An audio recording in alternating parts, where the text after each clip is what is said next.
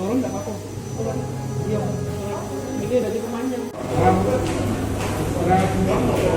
Kami masyarakat menjadi satu bagian dari masyarakat yang bisa mengantarkan para ibu dan anak ini pulang lagi ke rumah. Namanya Ibu? Nama Ibu? Ya, Ibu Sion Tiahaya. Ya, selama ini kami dirawat habis kurang lebih 3 hari sudah. Alhamdulillah sembuh, sehat, senang. Ya, apalagi pelayanan suster-susternya tepat waktu, makanannya bagus, bergizi semua. Suster-susternya standby semua di tempat kalau kami ada apa-apa yang pengen kami minta, lalu dilayani dengan baik. Terima kasih kami ucapkan kepada tim medis bersama dokternya, lalu miss call kami melalui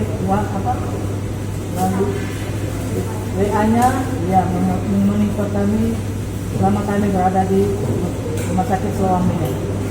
Itu saja. Masyarakat bahwa virus corona ini, penyakit COVID-19 ini bukan suatu penyakit yang halus.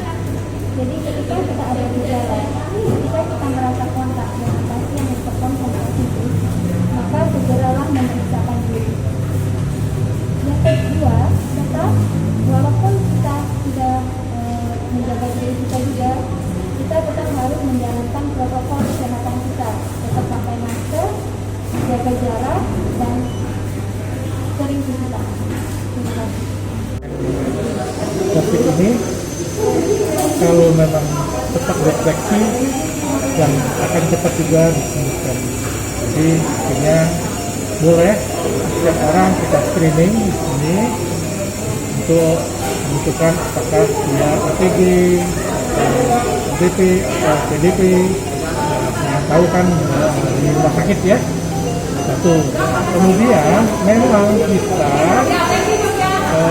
pasien-pasien ini di luar rumah sakit. Jadi bukan di dalam rumah sakit yang biasa. Jadi perlu diketahui bahwa kita membuat rumah sakit khusus untuk penderita COVID ini.